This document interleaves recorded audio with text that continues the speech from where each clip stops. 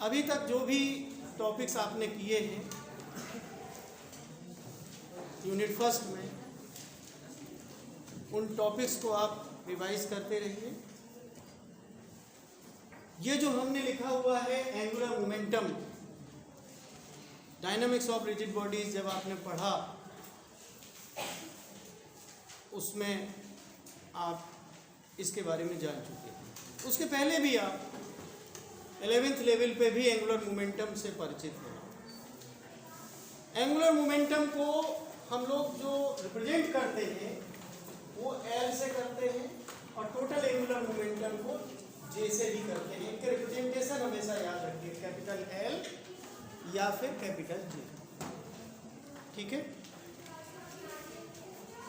जैसा कि आपको पहले ही हम डिस्कशन में बता चुके हैं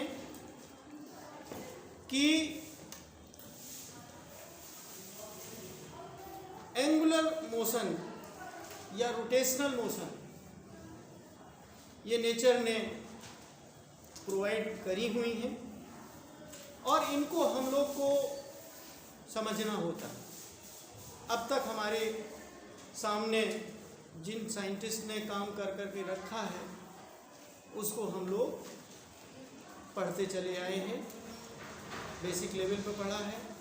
अब हम लोग हायर स्टडीज़ की तरफ बढ़ चुके हैं, तो थोड़ा सा और माइन्यूटली, थोड़ा सा और लेवल से हमको पढ़ना ही होगा, उसके अलावा कोई ऑप्शन नहीं। मैं ये कहना चाह रहा था कि एंगुलर मोमेंटम की जो बेसिक डेफिनेशन है वो आप पहले से जानते हैं, L = होता है R क्रॉस P। हमने शायद इसने भी वीडियो लेक्चर देखा होगा,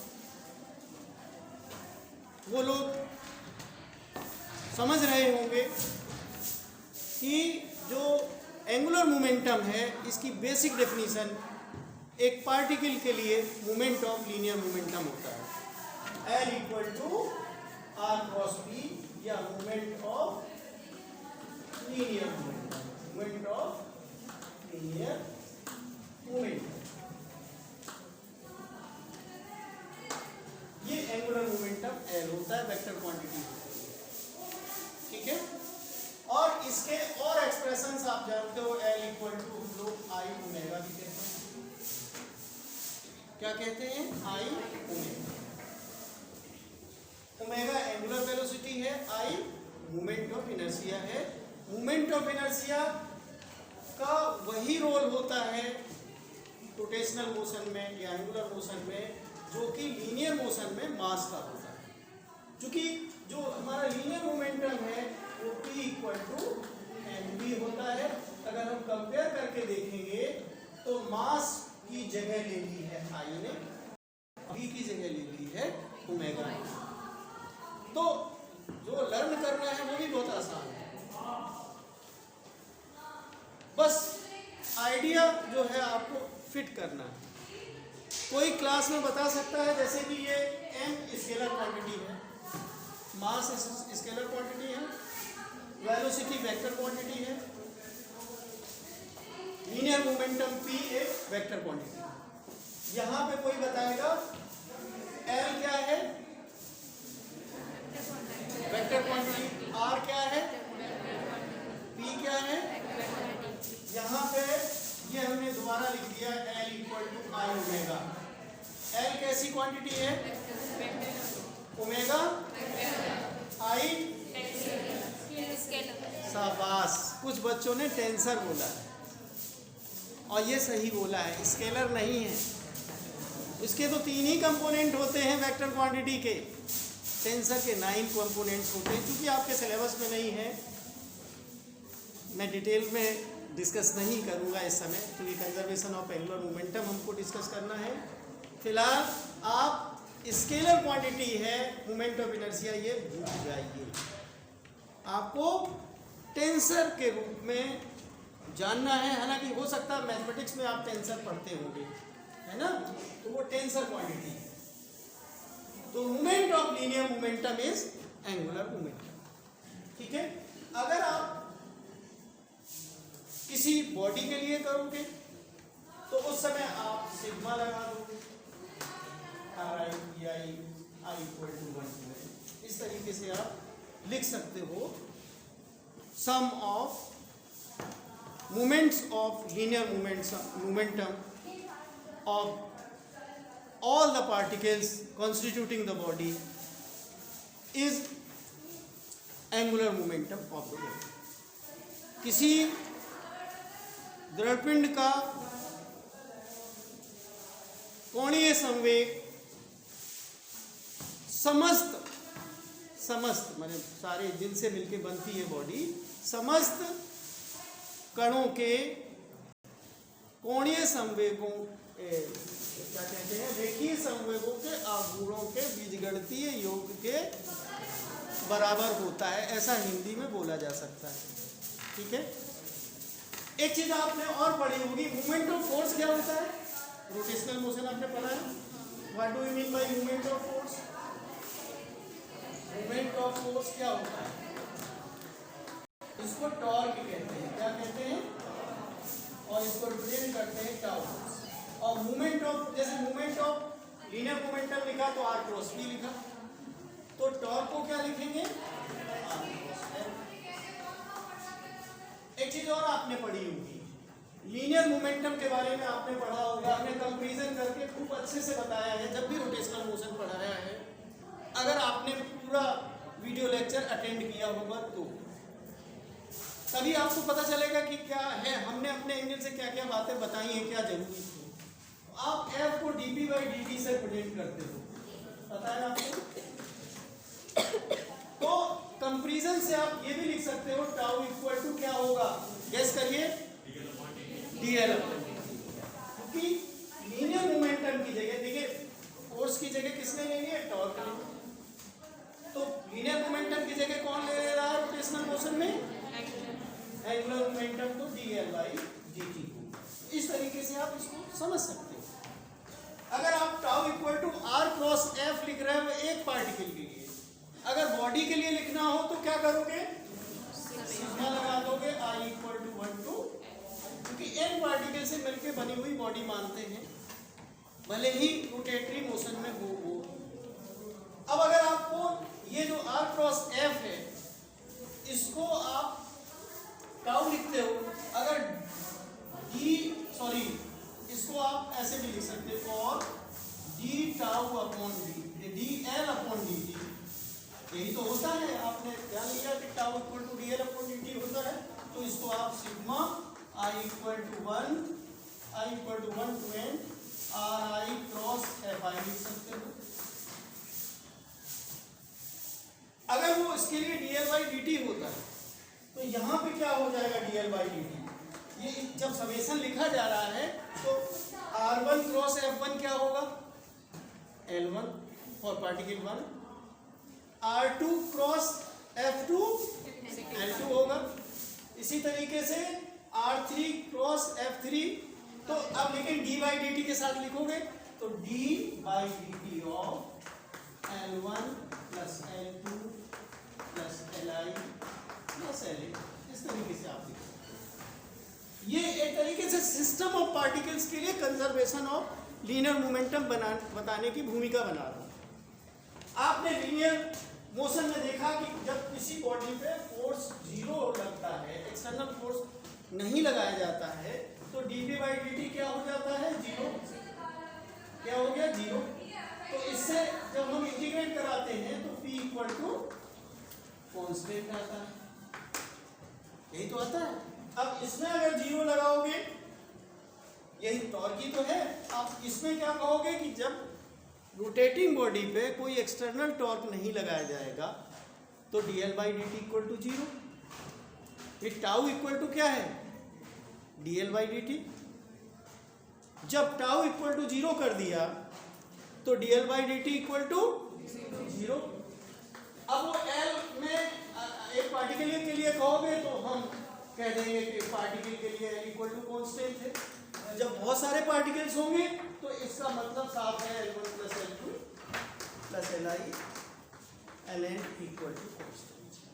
तो ये जो सेकेंड लॉ है जो है न्यूटन का, ये रोटेशनल मोशन में भी हम लोग डिफाइन कर सकते हैं, हम परिभाषित कर सकते हैं। हिंदी मीडियम वाले ये समझ लें हम परिभाषा दे सकते हैं कि जब किसी घूर्णन करती हुई वस्तु पे जब तक कोई बाहरी बलागुण नहीं लगाया जाता है तो जो हमारी घूर्णन करती हुई वस्तु है उसका कोणीय संवेग संरक्षित रहता है।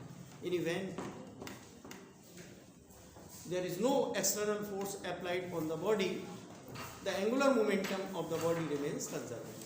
This is the principle of conservation of angular momentum. बिल्कुल सेम वे में है। जहाँ तक फिजिक्स के पॉइंट ऑफ व्यू से आपको समझ में आता है कि रोटेटिव मोशन कैसे होती है। न्यूटन का फर्स्ट लॉ क्या कहोगे? बॉडी अगर रोटेटिंग स्टेट में है तो उसी एंगुलर वेलोसिटी से या एंगुलर मोमेंटम से रोटेट करती रहेगी। ठीक है, अगर कोई एक्सटर्नल फोर्स ना लगाया जाए। एंगुलर मोमेंटम कंजर्व रहने का क्या मतलब है? तो अब जैसे कहते हो कि लीनियर मोशन में कि दो टाइप के इनर्शिया होते हैं, इनर्शिया ऑफ रेस्ट और इनर्शिया ऑफ मोशन। तो अगर कोई एक्सटर्नल फोर्स अप्लाई नहीं किया जाता है तो बॉडी जिस स्टेट में है उसी स्टेट में रहती है, यानी कि रेस्ट में है तो रेस्ट में रहती है, अगर मोशन में है तो उसी कांस्टेंट वेलोसिटी से मूव करती रहती है। आप ये पढ़ते हो। साथ साथ में हम उसके एंगुलर मोमेंटम को भी कहते हैं कि वो कांस्टेंट रहता है। अब रोटेटिंग बॉडी के लिए कहोगे तो कहोगे कि इनर्शिया ऑफ रोटेशन। क्या कहोगे? Inertia of rotation. यानी अगर किसी बॉडी पे कोई एक्सटर्नल टॉर्क अप्लाई नहीं करते हो तो उसकी जो रोटेशनल मोशन है वो कांस्टेंट रहती है। यानी जिस रोटेशनल स्टेट में है उसी स्टेट में रहेगी। रुकी है तो वो ना रोटेट कर रही है, लीनियर मोशन में है, लेकिन अगर रोटेट कर रही है तो निश्चित एंगुलर मोमेंटम से वो रोटेट करती रहेगी या किसी निश्चित एंगुलर वेलोसिटी से वो रोटेट करती रहेगी अगर कोई एक्सटर्नल टॉर्क अप्लाई नहीं करते। ये इसका कॉन्सेप्ट है। किसी को कोई चीज़ अभी भी अगर समझ में ना आ रही हो तो क्वेश्चन हमसे कर सकता है। आपको बहुत ही फ्री माइंड से फिजिक्स पढ़नी चाहिए। अपने आप को बिल्कुल फ्री स्टाइल छोड़ देना चाहिए। बहुत मेरे समझ में फिजिक्स से आसान कोई दूसरा सब्जेक्ट होना तो नहीं चाहिए।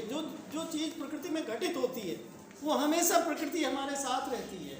मैंने आपको बताया भी था कि फिजिक्स जो है ये ग्रीक भाषा का शब्द है, अंग्रेजी का शब्द नहीं है। ये कंफ्यूजन मत रखना। इसका जो इंग्लिश ट्रांसलेशन है वो नेचर है, और नेचर का मतलब अच्छे से जानते हो आप। अगर ईश्वरीय दृष्टि से देखोगे तो भगवान कृष्ण ने जो अपना विराट स्वरूप दिखाया है, भूत वर्तमान भविष्य और सारी चीजें अलग अलग करके गिनाई हैं, वो सारी चीजें नेचर की ही तो है, नेचर का ही तो स्वरूप है वो। तो फिजिक्स जो है नेचर है। हिंदी में भौतिक विज्ञान कह देते हैं, क्योंकि भौतिक जगत है ये, तो भौतिक विज्ञान कह देते हैं। इसको द्रव्य जगत भी कहते हैं, स्थूल जगत भी कहते हैं, क्योंकि बिना मैटर के कोई बॉडी नहीं बनती।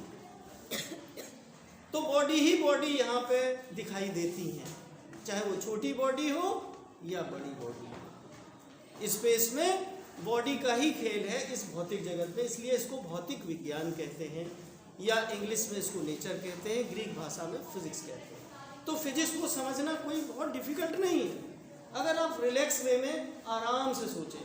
भाई चलती है, सीधी चलती है, घूमती है। घूर्णन का मतलब घूमना। अब घूमने में वो उसकी स्पीड, एंगुलर स्पीड, भाषा जो शब्द है उनसे न डरा करो भाई। अगर वो बदलती नहीं है तो कांस्टेंट है, बदल रही है तो वेरिएबल है। अगर वो इंक्रीजिंग ऑर्डर में है तो उसको एक्सीलरेशन कह देते हैं, त्वरण कह देते हैं, एक पर्टिकुलर रेट से हिसाब किताब के साथ। और ऐसे ही रोटेशनल मोशन में एंगुलर एक्सीलरेशन होगा, कोणीय त्वरण हो जाएगा, कोणीय वेग होगा, कोणीय संवेग होगा। शब्दों से हमें क्या घबराना है, लेकिन सच्चाई बहुत सामान्य और सरल होती है फिजिक्स में। तो फिजिक्स हमेशा होती है। आप जीवन में ये बॉडीज का ही सब हिसाब किताब, जो इधर से उधर ट्रांसफॉर्मेशन, मोशन, यही सब कुछ चलता रहता है। तो बहुत आसान है फिजिक्स। इसके चित्र जो है इमेजिनेशन में आना डिफिकल्ट होना नहीं चाहिए, चाहे वो दिखाई दे, वस्तु सामने हो या ना हो। क्योंकि अब तक आपने जितना भी जीवन जिया है, आप घर में तो बैठे नहीं रहे हैं, घर में भी रहे हैं तो वहाँ भी पदार्थ का ही चारों तरफ घेरा बना हुआ है। हम पदार्थ से ही घिरे हुए हैं, हमारा भौतिक शरीर भी पदार्थ का बना हुआ है। तो मेरा ये कहने का मतलब है कि एंगुलर मोमेंटम कोई बहुत डिफिकल्ट क्वांटिटी नहीं है। अगर हम उनसे सीरीज में जो पहले वाली क्वांटिटीज को समझते चले आए हो तो कोणीय संवेग संरक्षण का सिद्धांत बिल्कुल उसी तरीके से है जैसे रेखीय संवेग संरक्षण का सिद्धांत है। ठीक है, बस नोटेशन बदल गया है और उसका जो प्रारूप, उसकी वास्तविकता है वो आपने समझ ली है। वो लीनियर मोशन से संबंधित है, ये रोटेशनल मोशन से संबंधित है, और दोनों ही प्रकृति में दोनों ही प्रकार की मोशन होती हैं या एग्जिस्ट करती हैं। ये सिंपल सी बात है। अब हम लोग, चूंकि आपको ऑब्जेक्टिव पेपर देना है, बुक में क्या क्या लिखा है, बुक के हिसाब से, चूंकि आप बुक से ही रिवाइज करेंगे, उसको भी मैं बताता चलता हूँ। और इसमें कोई, चूंकि अगर आपने लीनियर मोशन अच्छे से पढ़ा है तो ये जो कंजर्वेशन ऑफ एंगुलर मोमेंटम है, इसको समझना आपके लिए डिफिकल्ट नहीं होना चाहिए। अब जब आई ओमेगा लिखोगे तो आई का मतलब होता है सिग्मा एम आर स्क्वायर। अब आई का ज्ञान आप पहले कर चुके हो। अगर रिंग है तो एम आर स्क्वायर लगा दोगे, डिस्क है तो कुछ और लगा दोगे, स्फीयर है तो कुछ और लगा दोगे। तो इन बातों पे डिस्कशन करना मेरे हिसाब से कोई ज़रूरी तो नहीं है ना। तो अब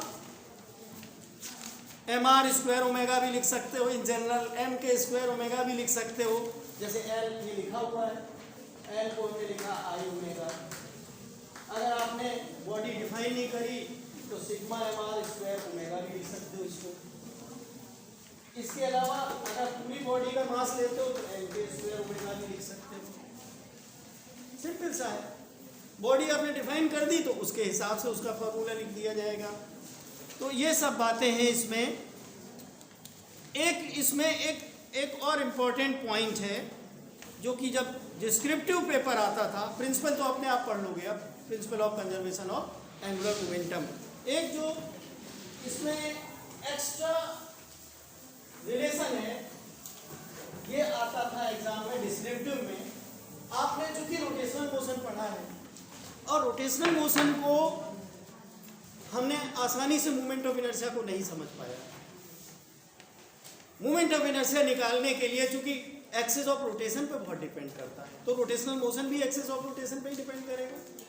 if you change the axis of rotation, that means distribution of particles of the body is changed around the axis of rotation.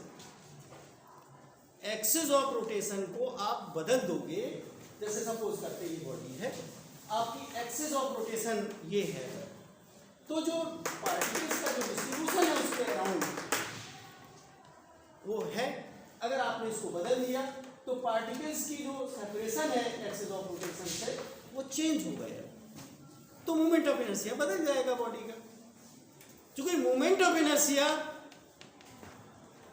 दोनों बातों पे निर्भर करता है, मासेस पे भी डिपेंड करता है और डिस्ट्रीब्यूशन ऑफ पार्टिकल्स, माने उसकी R1, R2, R3 जो भी जो मास डिस्ट्रीब्यूट है पार्टिकल्स के रूप में 1 से लेके n तक जो डिस्ट्रीब्यूशन है वो चेंज हो जाता है। किस किस पे डिपेंड करता है मोमेंट ऑफ इनर्शिया? मास पे और distribution of the particles, means separation from the axis of rotation changes. अब इसको जो मैथमेटिकली सिंप्लीफाई करने के लिए दो थ्योरम्स आपके सामने आई, एक थ्योरम ऑफ पैरेलल एक्सिस और दूसरी थ्योरम ऑफ परपेंडिकुलर एक्सिस। एक और पिछले टर्म पे किसी पे आपने पढ़ा है सेंटर ऑफ मास, क्योंकि बॉडी होती है, हमें तो पूरी बॉडी एक साथ दिखती है, क्या होता है, बॉडी कैसी दिखती है, जैसी होती है वैसी दिखती है। जो हमारी आंखों के हिसाब से ईश्वर ने देखने के लिए बनाया है उसी हिसाब से हम देखते हैं, जैसा ईश्वर दिखाता है हम वैसा देखते हैं। लेकिन अंदर वो पार्टिकल से मिलकर बनी होती है। किससे बनी होती है? छोटे छोटे पार्टिकल से। ये एडवांस स्टडीज से पता चला जब लोगों ने देखा कि छोटे छोटे पार्टिकल्स होते हैं, माइक्रोमीटर साइज के होते हैं, जिसको ग्रेन्स कहते हैं। सॉलिड स्टेट फिजिक्स में हम लोग पढ़ते हैं। और उस ग्रेन में बहुत सारे मॉलिक्यूल्स होते हैं और मॉलिक्यूल्स का समूह एक ग्रेन बनता है, यही तो कहते हो। तो वो जो पार्टिकल्स हैं उनके अंदर की जानकारी भले ही हमें सिंपली मैकेनिक्स में ना दिखाई देती हो, फिर भी हम कंसीडर करना चाहते हैं, यही तो करते हैं। लेकिन बॉडी एज ए होल अगर आप उसको तोड़ तोड़ के तौल तौल के देखोगे तो बड़ा मुश्किल है। आप बॉडी जैसी भी है, लेकिन बॉडी एक पॉइंट पे ही अपने आप को रिप्रेजेंट करती है। और आप जानते हो कि मास क्या होता है? Matter contained in the body. Actual matter contained in the body is mass. तो अब हैं तो बहुत सारे पार्टिकल्स, हर एक का अपना अपना मास है, लेकिन जब बॉडी बन जाती है तो उसका एक सेंटर ऑफ मास होता है। क्या होता है? सेंटर ऑफ मास। तो सेंटर ऑफ मास के अबाउट आपने थ्योरम ऑफ पैरेलल एक्सिस में भी बहुत महत्वपूर्ण देखा था। आप पढ़े थे I = ICM + mh² पढ़ा था आपने। ऐसे ही एंगुलर मोमेंटम भी सेंटर ऑफ मास और किसी और एक्सिस के अबाउट डिफाइन किया जाता है। और ये जो इसको लिख सकते हो, angular momentum and angular momentum about centre of मास। ये हेडिंग पढ़ा हुआ, मैं लिख नहीं रहा हूँ। L कहते हैं ना, L = LCM + R × P होता है। ये एक्सप्रेशन हमेशा याद रखिए प्रॉब्लम्स को लगाने में। जैसे थ्योरम्स का बहुत महत्व होता है, वैसे ही इनका भी महत्व होता है। समझ में आ रही बात? LCM क्या होगा? Angular momentum of the body, the whole body about its centre of mass, यानी द्रव्यमान केंद्र के परितः कोणीय संवेग LCM कहलाएगा। ये अबाउट एनी एक्सिस है ना, जो भी एक्सिस ऑफ रोटेशन उस समय होगी। भाई जरूरी नहीं है कि बॉडी को हमेशा सेंटर ऑफ मास से पास होने वाली एक्सिस के अबाउट ही रोटेट कराया जाए, किसी एप्लीकेशन में भी जरूरी नहीं है। लेकिन सेंटर ऑफ मास के अबाउट मोमेंट ऑफ इनर्शिया क्या होता है, इसको भी डिफाइन किया गया है, जिसको LCM कहते हैं। अब दोनों में हम कैसे आप उसको कंपेयर करोगे, दोनों का बैलेंस कैसे बनाओगे? ये R है, R आप गेस करिए क्या हो सकता है? Position vector of centre of मास। हमने कहा था ना, RCM लिख देते थे नीचे, स्मॉल r1, r2, r3 तो इंडिविजुअल पार्टिकल्स के रिप्रेजेंटेशन है। और P गैस करिए क्या होगा? Linear momentum. देखिए ये चीज जो है सेंटर एंगुलर मोमेंटम सीधे सीधे L में लिखी हुई है, और बेसिक डेफिनेशन भी हमारी क्या कहती है? Moment of linear momentum. तो जब हमारी मोमेंट ऑफ लीनियर मोमेंटम है तो एक तो डिस्टेंस वाली चीज होगी और दूसरी लीनियर मोमेंटम है। तो इसको भी आप लर्न कर लीजिए, बहुत ही इंपॉर्टेंट है, ऑब्जेक्टिव में ये पूछा जाने योग्य है। ठीक है। कभी कभी टोटल एंगुलर मोमेंटम को J से भी रिप्रेजेंट करते हैं, जैसा मैंने बताया। तो कभी कभी ऐसे भी लिखा मिलेगा, तो उससे कंफ्यूज नहीं होना ऑब्जेक्टिव पेपर में। यानी J = आप L1 + L2 इस तरीके से आप लिख सकते हैं। समझ में आ रही बात? हालांकि J का जो इस्तेमाल है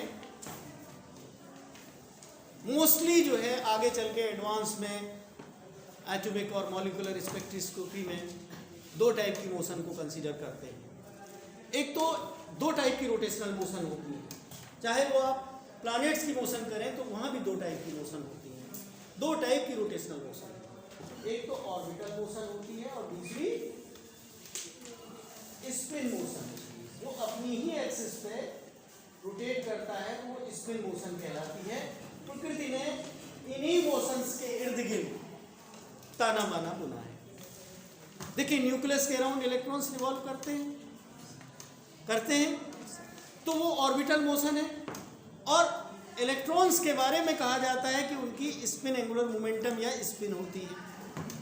और आप ये भी जानते हो कि प्लैनेट्स जैसे कि हमारी अर्थ अपनी एक्सिस पे भी रोटेट करती है और सन के अराउंड भी। सन के अराउंड जो रोटेट करती है वो ऑर्बिटल मोशन है। तो एक एंगुलर मोमेंटम स्पिन मोशन की वजह से आएगा, उसको हम एस से रिप्रेजेंट कर सकते हैं। और जो ऑर्बिटल मोशन से आएगा उसको हम एल से रिप्रेजेंट करें। टोटल एंगुलर मोमेंटम हम जे से रिप्रेजेंट करें तो एल प्लस एस। अब कभी कभी होता है स्पिन अप स्पिन डाउन, तो एक को हम वेक्टर में प्लस की तरह लेते हैं, एक को माइनस में, L plus minus S. Chemistry में शायद पढ़ते हो J equal to L plus minus S, ये बेसिक आपका कॉन्सेप्ट है। तो आप J equal to L plus minus S भी याद करें। आप किसी भी जगह, चाहे वो एटॉमिक लेवल पे यूज़ करना हो, चाहे आप लार्ज स्केल पे यूज़ करें, किसी हेवनली बॉडीज़ के लिए आप यूज़ करें। तो आपने क्या जाना, एंगुलर मोमेंटम क्या होता है, कंजर्वेशन ऑफ एंगुलर मोमेंटम क्या होता है। आप वो तीन जो न्यूटन्स के लॉज हैं बुक में दिए हैं, पढ़ लीजिएगा। रोटेशनल मोशन के भी Newton's laws of motion define है। फर्स्ट लॉ उसी तरीके से है, सेकेंड लॉ भी उसी की तरीके से। बस ध्यान ये रहे कि आपकी क्वांटिटीज चेंज हो जाती है। जो हमने कंपैरेटिव चार्ट शायद किसी वीडियो में, रोटेशनल मोशन आपको मिल जाएगा, बार बार रिपीट करना ज़रूरी नहीं है, आप उसी से देख के आप कर सकते हो। अगर अपने आप किताब पढ़ने में दिक्कत होती है तो आप वीडियो लेक्चर से जो हमने समझा है सरल भाषा में, उसको हम अपने उसमें बोलते हैं और उससे आपको तुरंत ही समझ में आ सकता है। ठीक है। उसके बाद हम लोग मोशन अंडर सेंट्रल फोर्स, जब आपको मोशन अंडर सेंट्रल फोर्स पढ़ाया था तो उसमें हमने एक चीज़ निकाली थी कि जो है कांस्टेंट होता है एंगुलर मोमेंटम। तो ये दोबारा एरियल वेलोसिटी है, L equal to R cross M V, delta S equal to, ये हम एक्सप्लेन कर ही चुके हैं केपलर सेकेंड लॉ में। अगर केपलर्स लॉज वाला आपने वीडियो लेक्चर अटेंड किया है तो ये दोबारा इन्होंने समझाया है कि कैसे एल बाई टू एम रहता है, D S by D T या D A by D T, areal velocity ये है। प्लानेटरी और सैटेलाइट मोशन ये आप अपने आप पढ़ सकते हो, पढ़ लीजिएगा, मुझे पढ़ाने की ज़रूरत नहीं है। ये मुझे पढ़ाना पड़ेगा, वैसे टाइम कम बचा है। ये स्कैटरिंग ऑफ प्रोटॉन्स और alpha particles bye heavy nucleus, जो रदरफोर्ड स्कैटरिंग है। स्कैटरिंग के बारे में आप क्या जानते हो बेटा, बताओ आप लोग।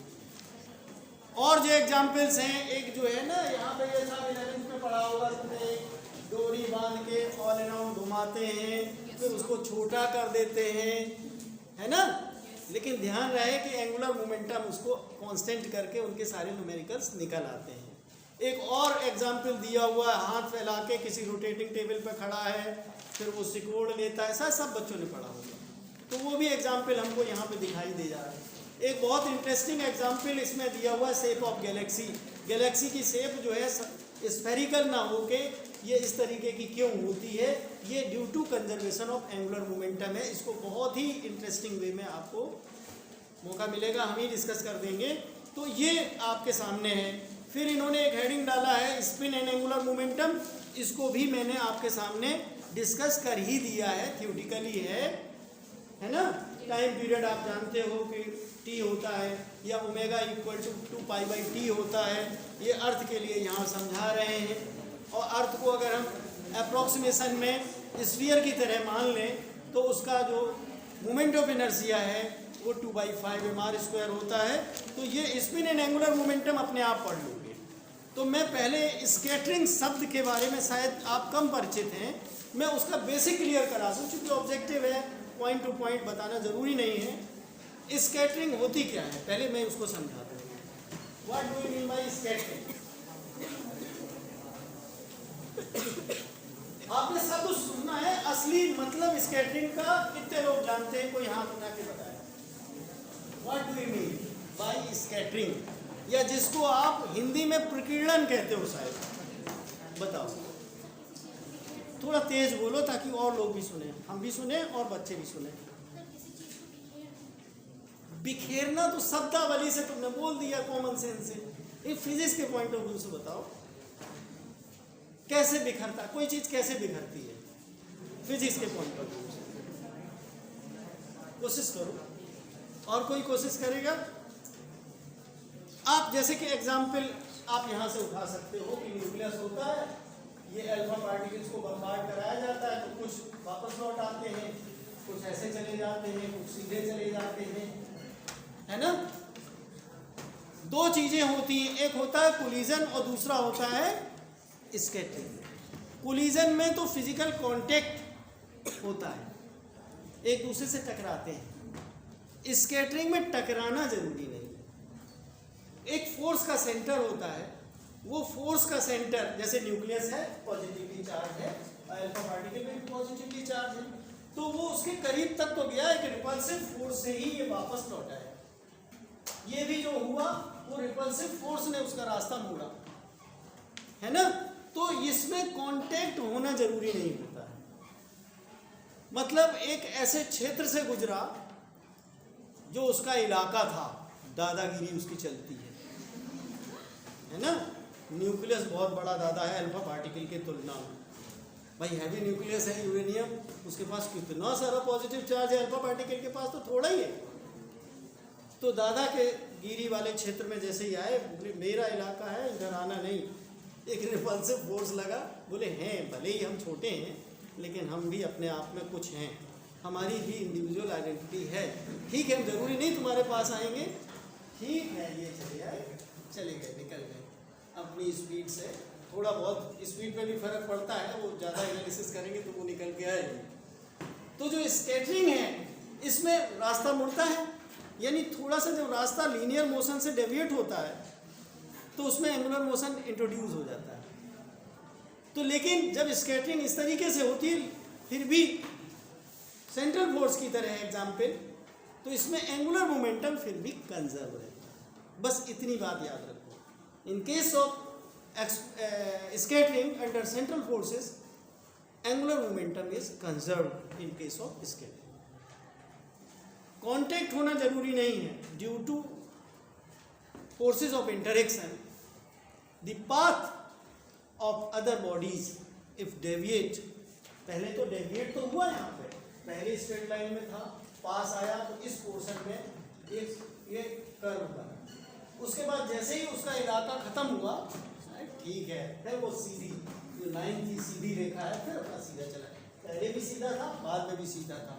ये इंटरेक्शन वाला क्षेत्र था जहाँ पे उसका पाथ मुड़ा। समझ गए नहीं समझे? इसको स्कैटरिंग कहते हैं। ये इस टाइप की स्कैटरिंग जो है लाइट की भी होती है, जो आप सनराइज और सन सेट में आप देखते हो कि वो शुरुआत में बहुत बड़ा सन दिखता है, बाद में सन, पढ़ते होगे प्रकीर्णन, लाइट के प्रकीर्णन की वजह से जो छोटे छोटे हमारे हवा के कण वगैरह होते हैं उनसे होता है। तो प्रकीर्णन शब्द जो भी फिजिक्स में शब्द आता है उसका माने अगर समझ लो तो फिर वो सब्जेक्ट समझ में आने लगता है, ठीक है ना। तो स्कैटरिंग वाला एक एग्जाम्पल है। इसी तरीके से एक एग्जाम्पल इसमें शेप ऑफ गैलेक्सी का दिया है। मोमेंटम अंडर सेंट्रल फोर्स पढ़ लेंगे अपने आप, बस उसको अंडरलाइन करना है। ऑब्जेक्टिव के पॉइंट ऑफ व्यू से जो मतलब की चीज़ है वो करनी है। स्कैटरिंग ऑफ प्रोटॉन्स और alpha particles by heavy nucleus, इसको मैं अलग से फिर मैं कभी दोबारा मैं जब चीज़ों को फाइनलाइज करूँगा, या हमें लग रहा है क्या टॉपिक ये लास्ट है क्या, कोलिजन्स के पहले स्कैटरिंग बता दूंगा उसी के इंट्रोडक्शन के साथ, ठीक है ना। शेप ऑफ गैलेक्सी सुन लीजिए। आप हैं तो छोटे, इसमें कोई शक नहीं है, यूनिवर्स बहुत बड़ा है। आप छोटे हो, बात सही है, लेकिन यूनिवर्स बहुत बड़ा है। आप छोटे हो, हम भी छोटे हैं, है ना। आप और हम लगभग एक ही मतलब ग्रुप के मेंबर हैं। कोई स्टूडेंट है तो कोई टीचर है, लेकिन सब इंसान है। स्टूडेंट पहले मैं रहा हूँ, अब आप हैं, बस यही अंतर है, टाइम फ्रेम का अंतर होता है। मैं ये कहना चाह रहा था कि galaxies is a group of very large number of stars. Galaxy एक छोटी चीज़ नहीं होती, एक सन और हमारा पूरा सोलर फैमिली एक स्टार माना जाएगा। ऐसे 10, एक नहीं, 2 नहीं, 100 नहीं, 1000 नहीं, 1 करोड़ नहीं, 10 करोड़ नहीं, 1 अरब नहीं, 10 टू द पावर 12 बहुत बड़ी संख्या होती है। मतलब एक गैलेक्सी, ऐसी बहुत सारी गैलेक्सीज हैं यूनिवर्स में।